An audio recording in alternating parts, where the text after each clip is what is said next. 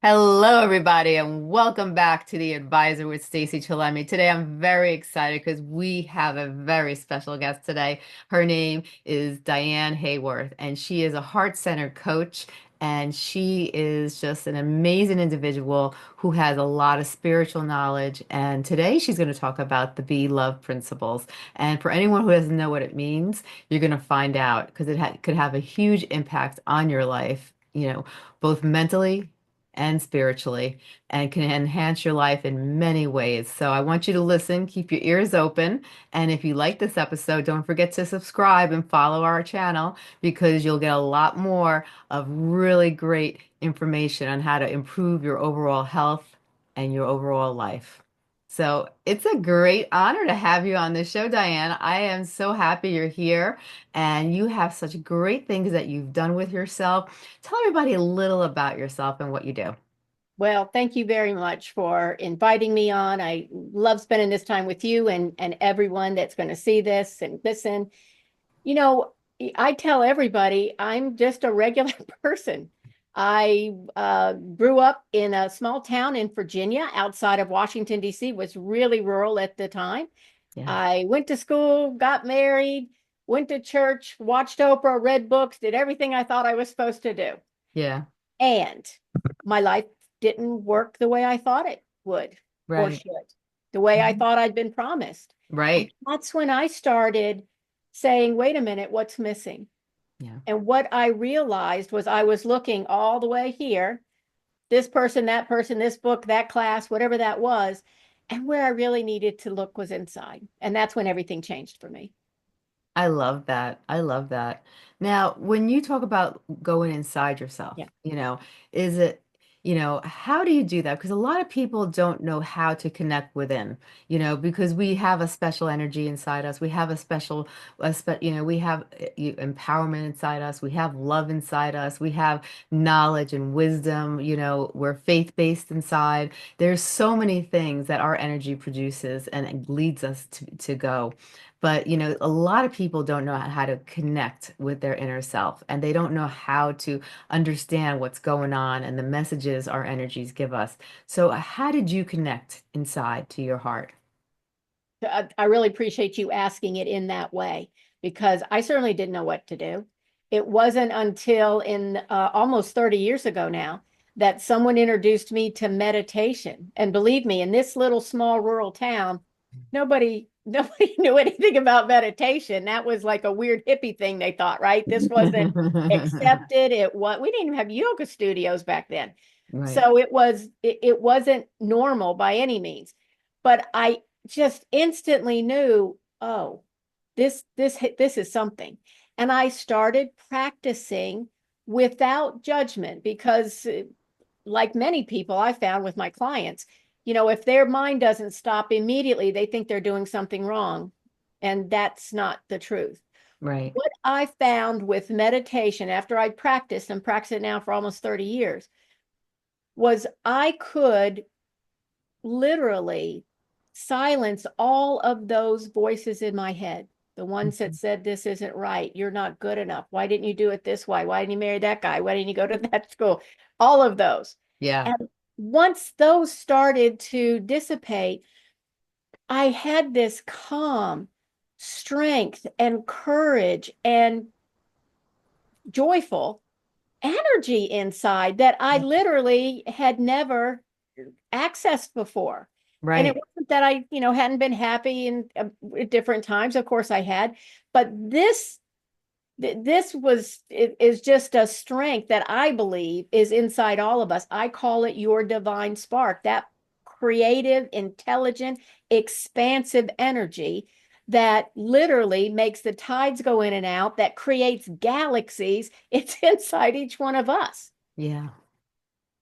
Now, how does a person, because there's so many people that have a very hard time letting go of those negative thoughts, letting go of those negative feelings, and they just haunt them. They're in the back of their head. It's constantly, during the day, it's popping through their head, or at the nighttime when they're sleeping in their unconscious mind, they might pop up and they'll just be a little stressed. And it's because their unconscious mind was thinking about it.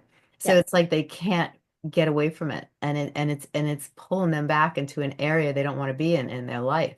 So when it came to you letting go and learning how to not focus on that anymore, what are some of the steps that you needed to take in order to learn how to let go of all those negative thoughts and all those negative things in your life that were holding you back? Well, first of all, I do want to clarify they're not all gone. Okay. Okay. I still have very human frustrations and Oh stress time yeah. to time, but I can say that overall, I would say 80% has been reduced. Oh, wonderful. Yeah, I would say close to that. That's And big. it really is. It makes a huge difference in my life. Part of it was consistent meditation, just like you and the people that are part of this podcast. I constantly was thinking, I know that there's something else. And that seeking literally kept me going further and further inside. Yeah. People can use breath work. So, for example, if you just touch your heart, and Hmm. you imagine that you're breathing in through the back of your heart and out through the front. I'll often start meditations or sessions with my clients that way. Yeah. It immediately takes you out of your head. Hmm. And the other thing that I really have to be very honest and share with you is that, I'm down the road a while now. I've got grandkids. And what I've realized is 99.999% of the stuff I worried about, it never happened. Yes. Never came close to happening. Yeah. But certainly and I don't know about everybody else, but certainly I was indoctrinated with this: be aware of this, be afraid of this.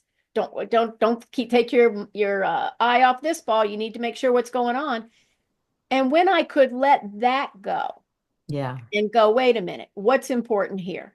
And Right. to me, at this stage in my life, that connection to the divine, that peace and calm and joy and play, that's the most important. Not if somebody's wearing the same blue shirt I have at the party next week as I am. That's Yeah. just not a big deal to me. It's not a big deal. I think that's a great example because so many people, they worry about things that they don't even know is going to happen. Either people get stuck in the past or they're worrying about the future, and we can't predict the future. So as they focus on what might happen, they just work themselves up to no end. And they cause themselves all this stress and unwanted negative emotions, and they have no way of knowing. And they say that, the best thing to do is to focus in the present tense, you know, and Be right in the present. You are exactly right. And you know more than most what those thoughts can do to the physical body yeah. and your physical health. And literally, I just remember having a very small toddler. Hmm. And I literally could see a pen and immediately think of 50 ways she could kill herself with that pen, right? I was so manic about it. What I've done now is over time shifted to what is the most wonderful thing that could happen today? Right. What adventures are here for me? Yes. And part of it is just shifting that mindset, which doesn't mean, eh, by the way, that you ignore things in your life. I mean, if you've got someone who's passed or someone who's ill or you're having some kind of a difficulty, absolutely address those. But if you address them from a more loving, connected, peaceful place, Yes. you will more gracefully move through that situation. Right. Exactly. A hundred Doesn't mean, percent. yeah, it doesn't mean life doesn't happen to you, but you're riding the waves instead of being overcome and drowning under them. It's the way I'd look at it. No, that's a great way to look at it. Now, how did you come about creating the Be Love principles? I'm really glad you asked that because I had no intention of creating the Be Love principles, which are a process I help take people through. It's actually a series of 4 statements, and I'll tell you about those in a second. You can use them individually or together as a process, and it helps people shift from a constricted, what I call ego or personality based um, view to a Hmm. more expanded divine perspective. Right. So actually, I had been praying, show me how to be an instrument of your peace, show me how to be of service. And I had an experience where I got what I believed to be a direct download that became the Be Love principles. And Stacey, I got to tell you, nobody was more surprised than me. I thought, oh, maybe I'll go to the pound and pet some puppies. I'd be that way. That'd be cool. I had no idea that this experience would happen. For me, it Right. was a full-bodied experience. I actually saw a little, it was almost like a movie where I was observing it, and I Yeah. was given these principles. Would you like me to share what they are with you right now? Oh, I would love for you to. And anyone who's interested in the story, which is it's a pretty good story. I was sharing it with you before we went on air. That's actually on my YouTube channel. We can give you all those links. But what I was given were these four principles. Greet everyone with an open heart, without an agenda. See the divine essence in everyone and everything. Forgive quickly, completely, and unconditionally. And remember, you are the light. You never left the light of the all. Mm, I like that. They're very simple. And I have found in 30 plus years of studying these sorts of things, the true things are typically really very, very simple. Yeah. But for example, when I first received these, I didn't know what to do with them. I didn't know they were going to be the Be Love principles. I didn't know what to do. So when I went inside in meditation, what I was guided to do was start practicing each one for a week at a time. So I started with the first one, and I started getting up every morning, going into the bathroom mirror, looking at myself in the eyes and saying, I want to see you with an open heart, without an agenda. Right. And that was humbling, because what does without an agenda mean? Without my age, my sex, whatever my body looked like at that time, Right. whatever situation my hair was in when I got up. And it was challenging. Yeah. Yeah, and even going to the grocery store or driving, no matter what my fellow drivers were doing, seeing them, greeting them with an open heart, without any preconceived notions, without any filters, without any judgments. Right. That's life changing if you can do it. Oh, yeah. Definitely. Definitely. Yeah, it's absolutely life changing. And even the second one, see the divine essence in everyone and everything. I started looking at nature was easiest. Yes. I could see the light, not only the light from the sun, but I could see the light bouncing off the trees. I could see the light and the energy in the trees. I could see it in this. I live here in the country, so we've got deer and squirrels and even bear that live around here. Yeah. And I could see it in them, and then I could see it in me and in Right. everyone else. That's life changing, which really helps you when you get to principle three, which is what I call the other F word, forgiveness, Yeah. right? Because that's the one everybody just wants to hop over. Yeah. And especially when I was told forgive quickly, who wants to do that? Completely and unconditionally. How do you even do that? But the principles, by working with them consistently, they taught me how to do that. And Hmm. what I found is, if I'm thinking of a person, a situation, an event that has caused me some sort of an issue, and I can go through that first one. How can I see that with an open heart, without an agenda? How can I see the divine essence there? The forgiveness is it's easier. Hmm. It's easier. And it doesn't mean, I tell my clients also, Stacy, that sometimes there are things that you don't feel are forgivable. Right. In that case, what I will always suggest is that you ask what would it feel like to be ready to forgive? Right. Yeah. And then that fourth one, remember you are the light. Hmm.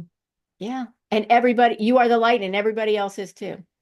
Even that guy that lives down the road that never puts his trash out the right day, right? We are all the light. That's just our human personality that has Yeah. quirks and interesting things happen. I'd love to hear the story about how you actually came about these principles. Oh, Okay, I'd be happy to share that. As I say, I've been praying that I would be of service, not really having any idea what that meant, just praying that. Going about my life, doing my coaching, seeing my clients, just doing what I was doing. And I was going to a conference. And as part of this conference, we broke up into groups and we were told to quiet yourself, go inside, and imagine you were seated on a foundation of love. Mm-hmm. And we were just to ask ourselves, love, what would you most want me to know today? Mm-hmm. And in this state, I heard, be love. Now, I didn't know what that meant, but immediately I saw these images. It looked like film strip, like from the old movie films. And Yeah, I saw yeah. all these images. And immediately I was an observer and I was watching myself walk up the stairs to my adult daughter's house. Right. And as I'm going up the stairs, there's a glass door there, and I see my little grandson, who was about 15 months old at the time. Yeah. And I saw the love that I have for him and the love he has for me going back and forth between our hearts. I could Mm-hmm. see the energy. Right. And I heard, greet everyone with an open heart without an agenda. Right. The next second, I was inside and I'm looking at my grandson and I'm not seeing, I'm seeing through his form. And Mm-hmm. I'm seeing this iridescent, glowing, beautiful light at in his core. Yeah. And I heard, see the divine essence in everyone and everything. The next thing, we're in the family room and he's got a little set of wooden blocks. And again, he's 15 months old, so he threw a block at me, and he's not that great at throwing because he's a toddler, and he hits me on the cheek, and immediately I think he's just a kid. I mean, he Right. didn't know what he was doing. And I heard, forgive quickly, completely, and unconditionally. And the next second, I'm in this darkened space and I can just make out the frame of a door. And Right. as it starts to open, I Mm-hmm. see this teeming yellow, golden, iridescent light streaming from behind this door. And it was almost overwhelming. Wow. Now, I've had a near death experience, and that light was very different than what I experienced this time. This light was teeming and joyful. And I've never been to New Orleans, but I think this is like the light of Mardi Gras. This is like the going to have a party kind of just joyful light. And it was just overwhelming. And I heard, you guys are all trying to get back here, but you don't understand. You are the light. You never left the light of the all. And it was over. It was done. So I go through the rest of the day and I'm a little shaken. Mm-hmm. As a matter of fact, I was so shaken that I thought maybe somebody had spiked my coffee. I mean, I don't usually have these kinds of visions where I hear things, I feel it was very intense. Right. I didn't say anything to anybody because I was processing it. And that night, because I was away from home, I'm speaking to my husband, Mm-hmm. and he shared with me that a friend of ours who had been going through a very, very horrific divorce, Right. his ex-wife had taken their 7-year-old son to the 25th floor of a hotel Mm. and thrown him off the balcony, and then she jumped. Wow. Mm. So, as you can imagine, we were both just grief stricken for everybody involved. And what do you say to that? So we hung up. I tried to sleep because I had to get up and go to class the next day. I was still at this conference, and I was tossing and turning. And every time I shut my eyes, it was like I could feel what that child was feeling and what he was thinking as this occurred. And I also could connect to the mother and feel her desperation and this abyss of pain. And finally, about 3 a.m., I literally shot up into bed and out loud in the hotel room, I said, I know I can't do anything about this, but how am I supposed to be with this? And immediately I heard, be love. Greet everyone with an open heart without an agenda. See the divine essence in everyone and everything. Forgive quickly, completely, and unconditionally. And remember, you are the light. You never left the light of the all. Right. So I went to work and I asked love to help me. And how do I use that information to process what had happened? And it did. It helped me understand and it helped me have compassion and it helped me move past the shock and grief. Couldn't change what happened, but it did shift my perspective and helped me understand how to help others move through their own challenges and joys, actually, Hmm. with this process. You can take a joy to even a higher place using this, as well as really find peace, comfort, and understanding with challenges that you're going through. Wow. A lot of people struggle with the third principle, which is forgiveness. People for years carry on the weight of things that have happened to them or people who have wronged them or hurt them in some way. And it's very, very hard for people to forgive. You have people when we talk about forgiveness, that's like one of the biggest things because pe- it's easier said than done. Many people struggle. They go years and years, sometimes decades, just holding in the pain and the anger towards somebody else because they can't forgive that person. Either they don't know how, or they just have all those emotions inside of them and they can't get them to leave. So what do you say to those people? How do what advice can you give them using your principles, maybe steps or things they could do to help them in the process of forgiving others?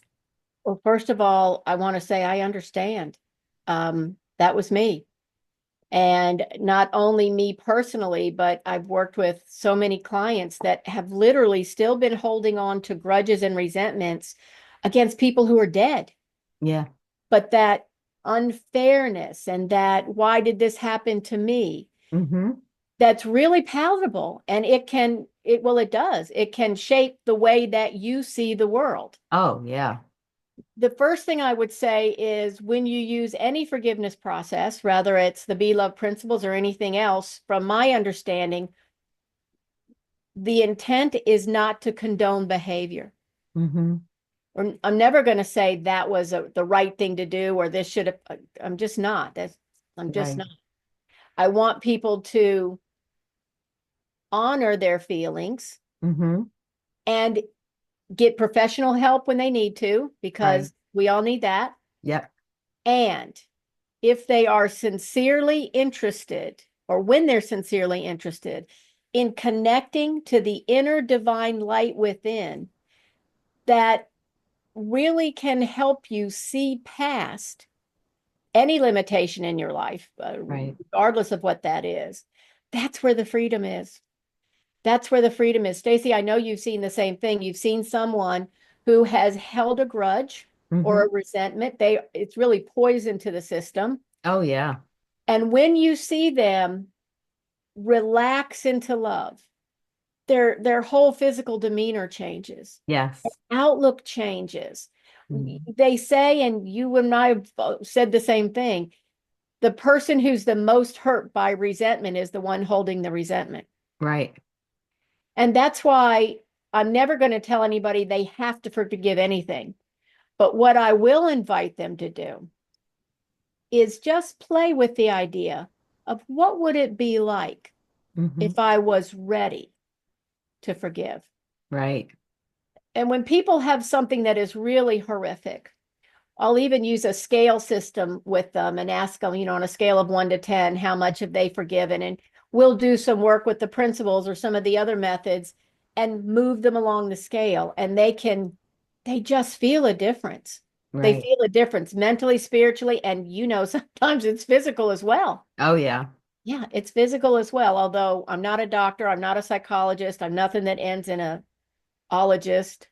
But it's transformational work. But I think the principles, that's why they're so much smarter than I would ever be, by the way. That's not the language I would use, the language that came out through the principles. But when you can apply that first and second one, the Hmm. third one is much more possible. Right. And it doesn't happen like that all the time. Sometimes it does, but not all the time. But it's Right. just, what is your desire? Is your desire to stay stuck, or is your desire to have a life of more joy and freedom? And really, we each get to decide. Right. So true. Now, if people want to have that joy, that freedom, they want to feel that sense of love and not have to have all that burden on them. And what are some things that you maybe suggest, even if they're a little hesitant or skeptical, oh, these principles aren't going to work. What would you say, like some steps that they could do at home that would maybe make a difference so they could see that these things work? That, maybe some things they could do at home by themselves and to get them going and to get them to realize that these beloved principles are so powerful.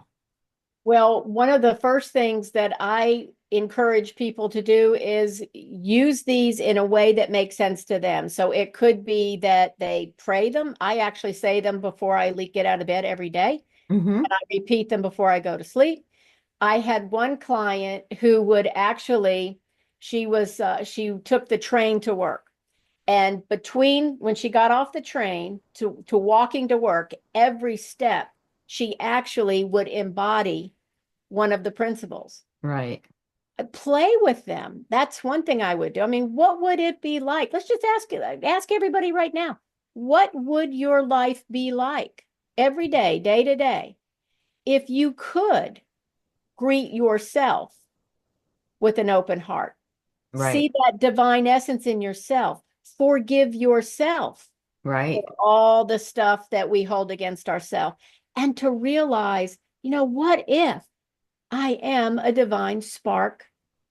What if that's true? And I guarantee you it is. Mm-hmm. So I would say start manageable, right? Start something manageable. Like I did. I used one of those every week for a month. And Right. I know that if people go to my website, they'll see that I actually did a case study. Mm-hmm.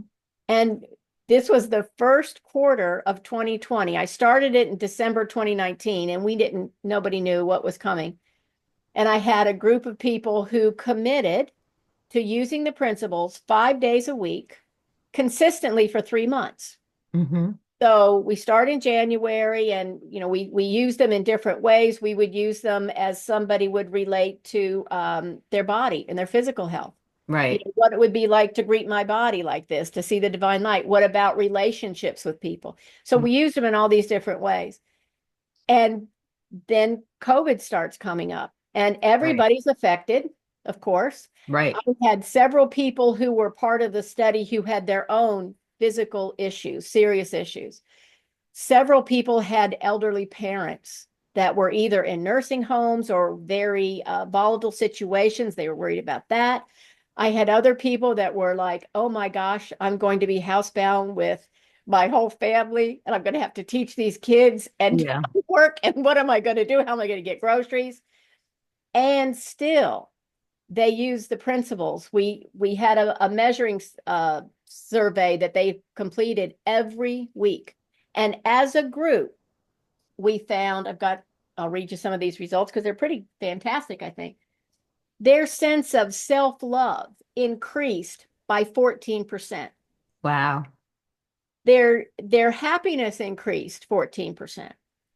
Their understanding of their life situation. Now, this is right before lockdown when we didn't know how long it was going to last, right? We Right. that 17% increase. Their sense of peace increased 17%. And Wow. then these two are my favorite. Their sense of divine connection increased by 29%. Wow. And this was the one that because when you're using the principles, you are looking at the divine perspective, not your individual perspective. Right. As a group, their sense of clarity increased by 60%. Wow. That's amazing. It's it is amazing. But I see it every day. I see it in myself. I see it in the folks that commit to this. Um, because you are getting out of the part of your brain that is just ruminating, like we just discussed. And Yeah. you're getting into your heart and you're looking at the divine perspective, Right. the expanded, creative, yeah, intelligent. I think, I'm interested to see what you think about this, Stacy, but I'm wonder if people realize how intelligent love is. It's intelligent. Yeah, it And I is. think we forget that We do forget that. because we think we're smarter. And Well, we're not. scientifically, they say that we have three brains. We have one in the gut, one in the heart, and then Yeah. we have the brain. And then some people are more dominant in the heart. Some people are more dominant in the gut. Some people are more brain oriented and they're more analytical and they need factual, they only see inside the box, and then you have people that just listen to their heart and they go by what their heart tells them, you know.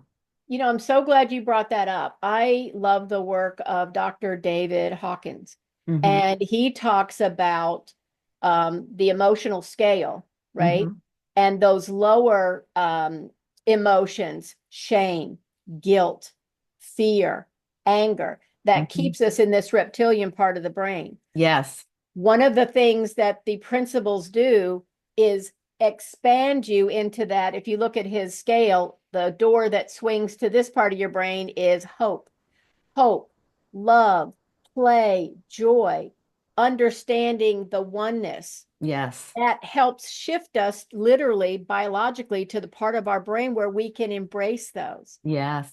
Who can feel the oneness if you are stuck in shame and blame, which I know I've been many, many, many times in my life, Oh sometimes for yeah. years, Hmm. sometimes for years. Yeah. 100%. Many people, for sure. So it's yeah, it's a powerful process and one that I love to share.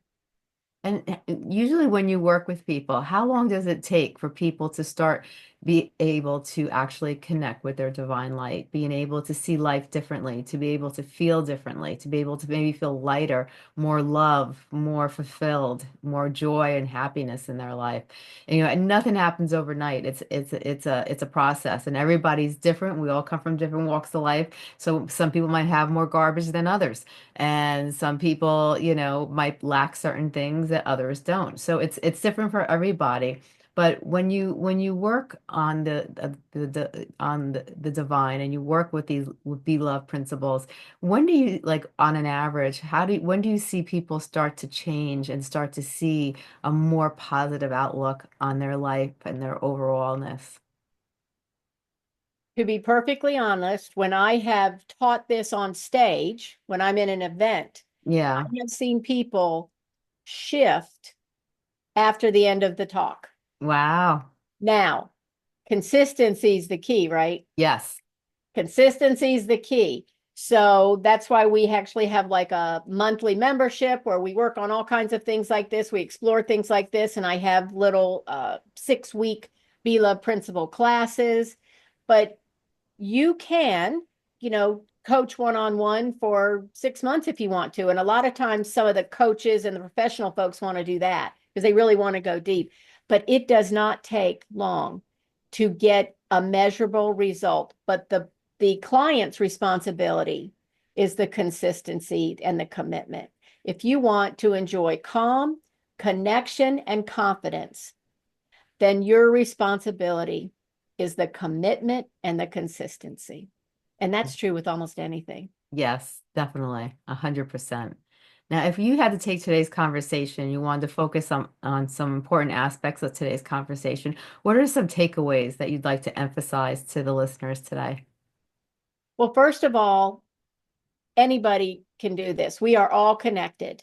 We may not all know we are connected, but we are. We are divine beings. Hmm. So while I had this wonderful experience, everybody has an experience or experiences that are unique to them. Yes. I have always had the heart of a teacher, so it makes sense to me that this is the kind of thing that came through for me. But Yes. everybody, everybody is that divine spark. So the first thing I would say is remember, go after this podcast, of course, go Yeah. in the mirror, look yourself in the eye and say, I am a divine spark, Yes. and then start acting like it. Hmm. And the other thing I would really encourage people to do is really look at these four principles Right. and start playing with them. Hmm. Start using them. We'll have resources, free resources for you.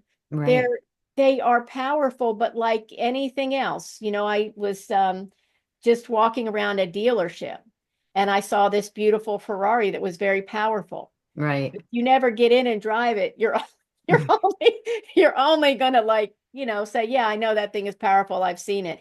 But when you get in and you have the experience, that's when Right. your life changes. Yes. That's when your life changes. Oh, 100%. 100%. Now, we mentioned some of your services. Can you go over all the different services that you provide? Oh, thank you. I coach one-on-one. I have a membership that I love called the Empowered Spiritual Path.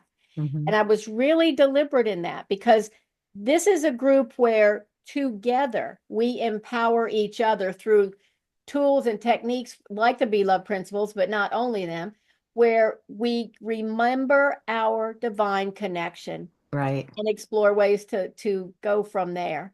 Then I have lots of free videos on my YouTube.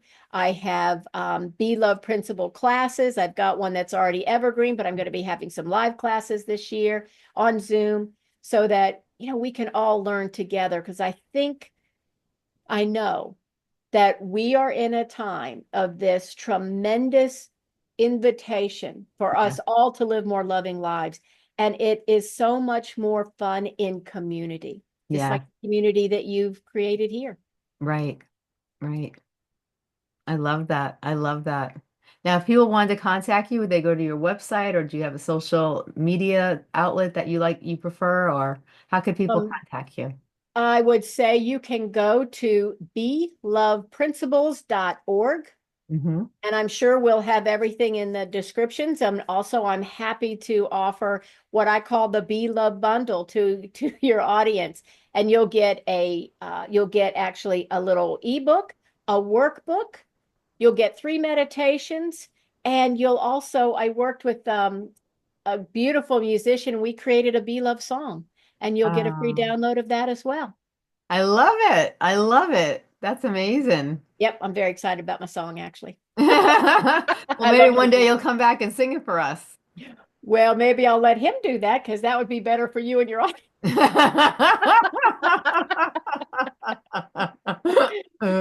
I want to be fair. No, I know what you mean. I can't sing for her for nothing, so I get it. I love music, but don't put me on stage. Yeah, we're the ones going. "Oh, yeah, Yeah. Well, this has been amazing, Diane. I thank you so much for coming on this show. I hope to see you in the future and we could talk more about different topics that relate to the Be Love principles. And I really thank you so much. I think people really need to understand, that there is a way to feel that joy and love within, and that we carry the ability within us. We have, it's just a healing process sometimes, and it's just taking the time to understand who we are and what our needs are, and then just, taking baby steps to get there. And I think, the principles that came to you, I think are wonderful, and I think they're very powerful as well. they have changed my life in so many ways, and it's really my passion to share them. And I am so grateful to be here with you on this podcast and sharing them with your audience. So thank you, thank you, thank you. Oh, you're very welcome. And thank you so much for being on the show. It's been an honor to have you on our show. And I just hope you have a wonderful day. You as well.